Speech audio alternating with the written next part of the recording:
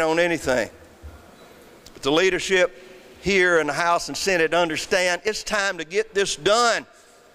We don't need to wait another week, another month, another 6 months. Repairs must begin immediately.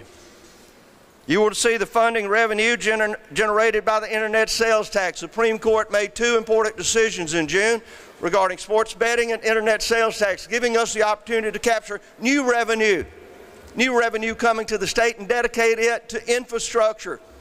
There are those that could argue, well, it ought to go somewhere else. I appreciate that argument. That's part of the legislative process. But in fact, our need today is for infrastructure.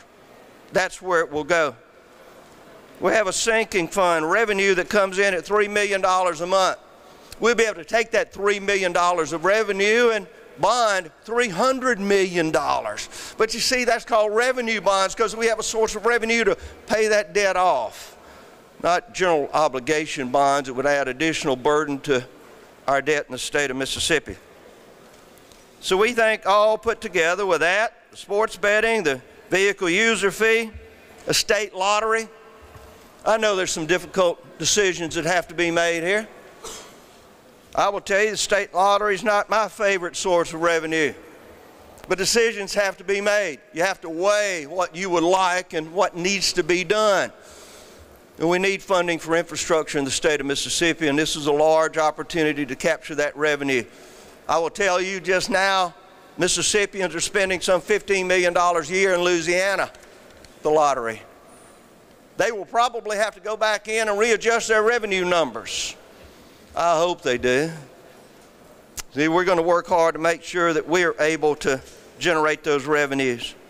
Let me thank the Mississippi Supervisors Association, Mississippi Municipal League, the Mississippi Road Builders, and particularly the Mississippi Economic Council. Scott Waller and the team at MEC has helped lead this. For several years now, I've met with them. We've discussed the possibilities. I appreciate their support and how they have been able to rally their membership to say it is now time to pass this bill, to get this done. They've got to go to work, so I'm going to call on them very quickly. The Lieutenant Governor and the Speaker have done a remarkable job. Legislation is never easy under the best of circumstances, but when the governor calls you in on a special session, it makes it even more difficult. I remember being in the legislature. Nobody particularly liked a special session. They were willing to come together and work. I want to call on the Lieutenant Governor now for comments and then recognize after that the Speaker of the House. These two men are statesmen. Now today on the floor they will probably I know they will entertain questions that will seem somewhat difficult. And we'll wonder what's taking so long, but it is part of the legislative process and we want to be completely transparent. People will talk about how difficult this bill is. Oh, it's so many pages. Well, looked at the underlined sections of the bill because that's the new language. There's nothing new here. I believe shortly after the session ended, probably late April, I talked to a group of reporters here and told you exactly what we were going to use as a revenue source. I can pull that column and look back and say it's exactly what we're doing here today. No surprises. We're going to get it done.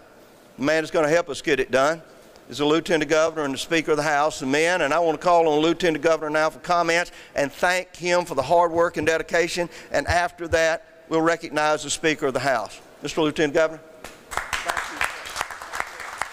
Thank you. Thank you, Governor.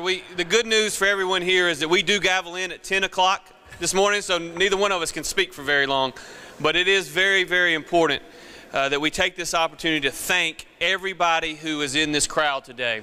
All of the mayors, all of the supervisors, all of the members of the Mississippi Economic Council, those in the industry and others, because your strong